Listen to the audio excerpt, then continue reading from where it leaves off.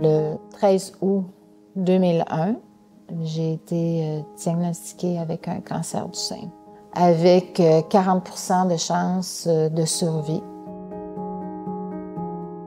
On ne peut pas, à ce moment-là, dire « oui, on est prêt à vivre », « non, on n'est pas prêt à vivre », on ne sait pas. On est dans une zone totalement grise.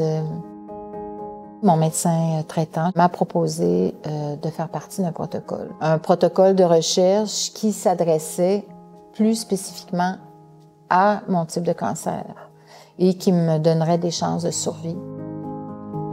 Et Mme McPeak se disait privilégiée d'avoir pu participer à un programme de recherche de haut niveau.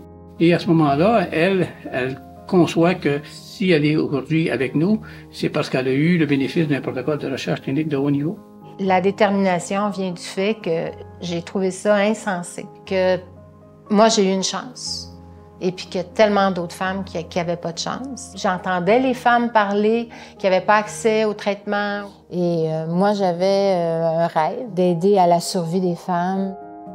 Et on s'est dit comment on peut faire pour regrouper tous les centres hospitaliers qui vont mettre toute leur expertise ensemble. Je pense que toutes les femmes ont droit d'avoir accès à ce mode de recherche. Vraiment la recherche qui soigne.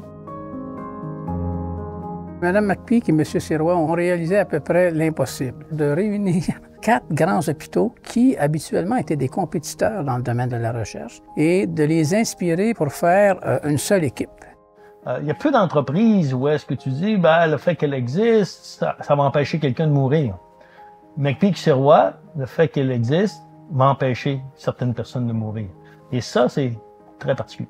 Mais je pense que la plus grande fierté, c'est que c'était un projet et maintenant, c'est une réalité. Je pense que c'est ça ma fierté. Je me dis, c'est quelque chose, ça sera, façon de parler, mon héritage, là, ça sera quelque chose que j'aurais pu laisser. Tu peux pas donner une garantie de vie aux femmes, mais tu leur donnes accès à